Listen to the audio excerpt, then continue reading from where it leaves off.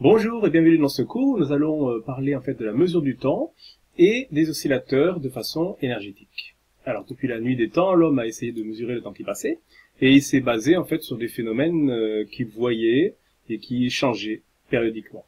La Terre tourne autour du Soleil, il ne le savait pas, mais ceci influe sur ce qu'on voit autour de nous et donc ça lui a permis de définir ce qu'on appelle une année. La Lune change aussi et ça lui a permis de définir ce qu'on appelle un mois et évidemment l'alternance des nuits et des jours lui a permis de définir le jour. Donc ceci est une façon de découper le temps, de mesurer le temps en années, mois et jours sur des phénomènes périodiques. Pour avoir une mesure plus précise du temps, il a fallu se baser sur des phénomènes qui variaient plus rapidement, par exemple des écoulements comme dans un sablier ou une clepsydre, ou évidemment on peut encore utiliser le soleil en graduant plus précisément une table comme ceci pour faire un cadran solaire. Mais la vraie révolution a été quand on a inventé en fait des horloges à pendule qui sont basées en fait sur un pendule qui oscille de droite à gauche avec une période ou une fréquence donnée et tout un système qui fait que on va faire avancer en fait une aiguille de façon régulière en fonction de la fréquence qui est ici. Voici la première révolution, donc les horloges à pendule. Deuxième révolution, c'est quand on a utilisé le quartz pour faire des horloges électriques. Donc on a utilisé la fréquence de vibration naturelle du quartz et le fait que le quartz a un piézoélectrique pour faire exactement la même chose de façon électrique. Donc l'aiguille avance régulièrement en fonction de la fréquence de vibration du quartz. Et enfin, dernière révolution, les horloges atomiques, qui sont en fait des horloges à quartz qui se règlent elles-mêmes sur une fréquence bien connue émise par un atome de césium quand des électrons changent de position autour de son noyau. Alors voilà, donc ce qu'il faut retenir de tout ceci, c'est que pour mesurer le temps, on utilise des phénomènes périodiques, et évidemment, plus ces phénomènes ont des fréquences connues précisément, meilleure est la mesure du temps. Alors étudions maintenant un pendule qui est la base en fait de la mesure du temps.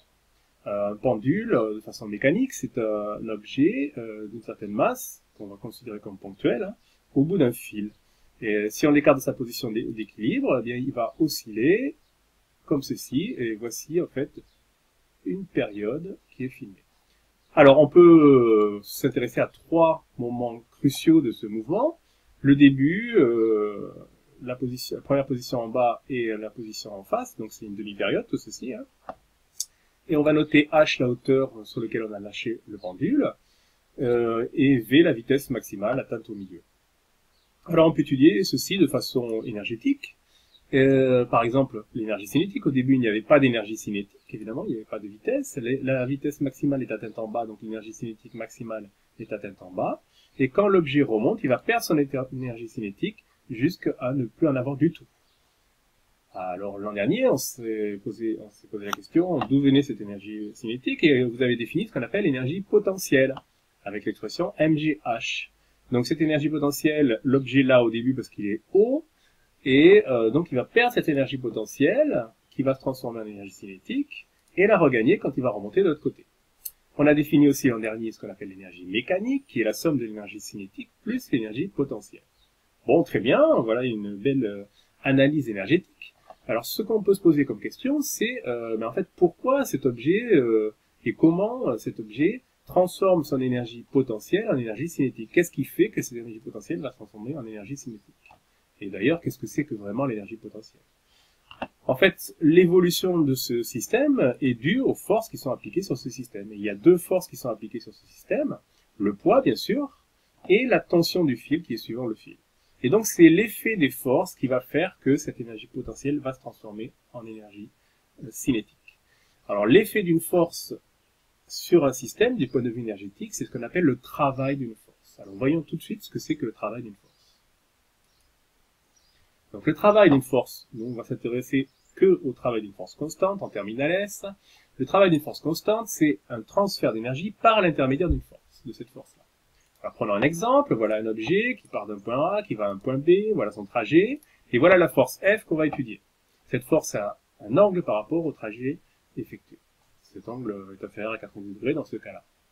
Alors le travail d'une force, on va le noter comme ceci, regardez, travail, on va le noter W, parce que c'est work en anglais, de A à B et de la force F qui est ici. Ben, ce travail, par définition, ça sera la force F scalaire à la direction AB. Ce qui correspond à la norme de F, la norme de AB, fois le cosinus de l'angle entre les deux. Donc ici, vous voyez, vous avez un angle qui est inférieur à 90 degrés. Donc ça veut dire que le cosinus est positif et que le travail sera positif. On appelle ça un travail moteur. Alors, pourquoi un travail moteur? Parce que la force, elle va pousser dans le sens du mouvement. Donc c'est quelque chose qui va être comme un moteur, qui va aller dans le sens du mouvement, plus ou moins, vous voyez. Celle-ci, elle va quand même dans le sens du mouvement, elle n'est pas contraire au mouvement. Alors ce travail, c'est un transfert d'énergie, donc c'est de l'énergie en joules. D'accord? Bon, une petite remarque, si on avait pris des chemins différents pour aller de A à B, l'expression serait la même et le résultat serait la même. Donc en fait, le travail d'une force constante ne dépend pas du chemin suivi. Deuxième exemple, donc même chemin, même objet, mais la force est différente. Cette fois-ci, elle a un angle qui est supérieur à 90 degrés par rapport au trajet. Donc l'expression est exactement la même. Ce qui change, c'est que le cosinus cette fois-ci sera négatif, donc le travail sera négatif. Et donc, en fait, ce sera un travail qu'on va qualifier de résistant. Cette force, elle va dans le sens opposé au mouvement. Donc, elle résiste au mouvement. Son travail est négatif, c'est-à-dire qu'elle va prendre de l'énergie au système. Et ici, elle donnait de l'énergie au système. Et enfin, troisième cas, eh bien, là, si la force est comme ceci, c'est-à-dire à un angle droit par rapport au trajet, le cosinus de 90 degrés, ça va faire 0, on aura un travail nul. Donc, les forces qui sont comme ceci ne travaillent pas, ne donnent pas d'énergie, et ne prennent pas non plus d'énergie au système. Alors revenons à notre cas du pendule, les deux forces qui étaient appliquées, les voici. Alors voici le trajet suivi par le pendule. En fait ici on se rend compte que il y a un angle droit entre T et le trajet, et donc en fait le travail de T sera nul durant tout le mouvement. Donc en fait la variation d'énergie sera expliqué par le travail du poids et simplement par le travail du poids. Alors voyons ceci. Alors le travail du poids. Voici un objet qui est soumis à son poids et on va imaginer qu'il va de la position A à la position B. Ok. Voici donc la direction AB. Donc la définition du travail du poids nous dit que c'est P scalaire AB. L'angle entre la direction AB et P, je vais l'appeler θ, et donc je peux écrire que c'est P à B cosinus θ. Très bien. Alors on va compléter un petit peu le schéma, on va appeler Z à l'altitude, donc ZA et ZB, et on va se rendre compte qu'en fait il y a un petit triangle rectangle entre la verticale et ce qu'on a défini précédemment. Alors on met le rectangle ici, hein, bien sûr. Et donc en fait AB cosinus θ, AB c'est l'hypoténuse, et AB cosinus θ, ça correspond en fait au côté adjacent qui est ici. Donc je vais pouvoir écrire à la place de AB cosinus θ le côté qui est ici, et donc c'est ZA moins ZB. Donc je vais écrire que le travail du poids c'est P fois ZA moins ZB. Ce que je peux écrire bien sûr, mg multiplié par ZA moins ZB. ZA est plus haut que ZB, donc ça va être supérieur à 0.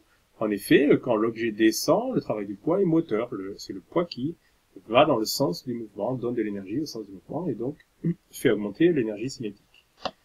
Très bien. Si je fais le calcul inverse, le travail du poids quand l'objet va de B vers A, enfin, je vais avoir l'expression inverse. Hein.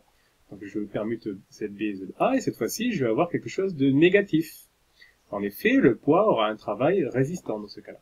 Et ce qui est intéressant, c'est de voir que la valeur est opposée, c'est-à-dire que toute l'énergie que l'objet va gagner par le poids en descendant, il va la reperdre en remontant.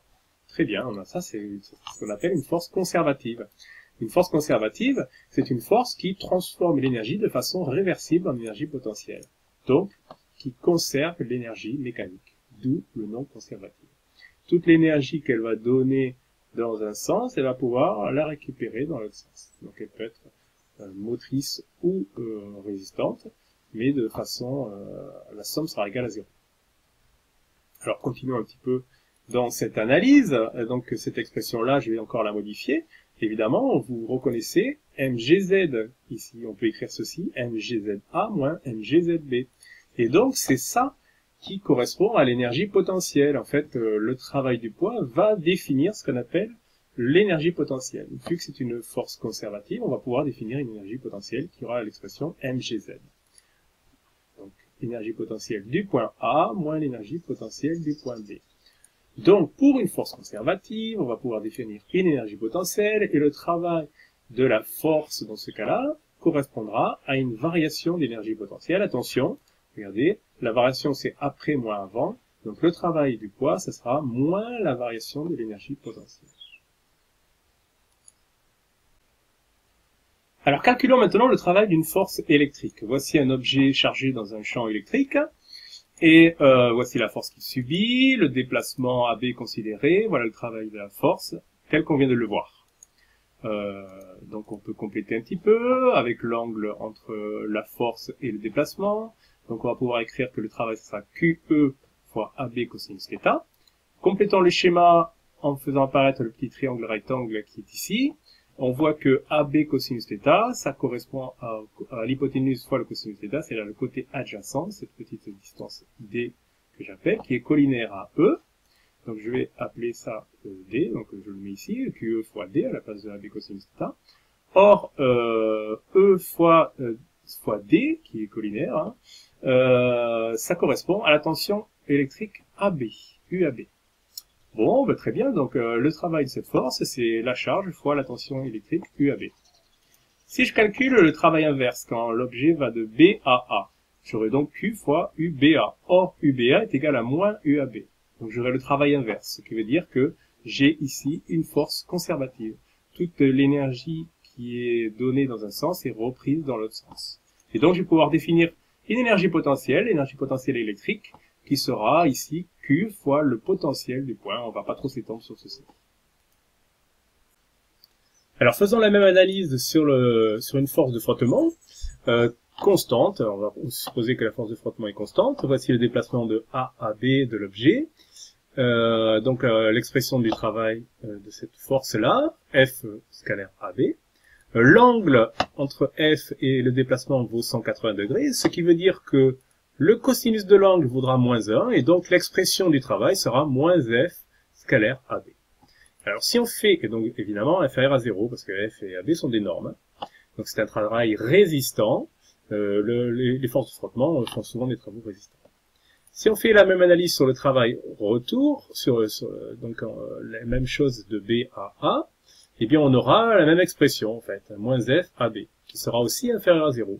Donc vous voyez ici, en fait, toute l'énergie qu'on a perdue en allant, on va pas la regagner en revenant, on va en reperdre autant en fait. Donc ce n'est pas une force conservative. Les forces de frottement ne sont pas des forces conservatives.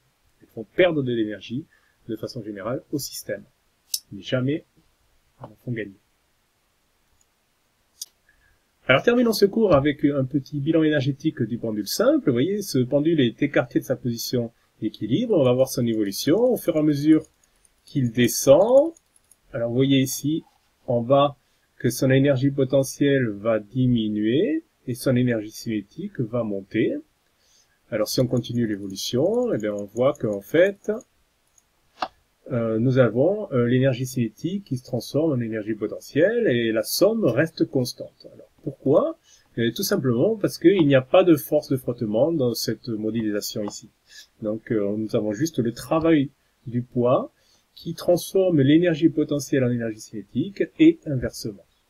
Et dans ce cas-là, l'énergie mécanique se conserve. Il n'y a que des forces conservatives qui travaillent. L'autre force qui est présente, c'est la tension du fil, ne travaille pas, car on a vu qu'elle avait un angle de 90 degrés par rapport au déplacement. Modifions un petit peu les paramètres, mettons quelques frottements.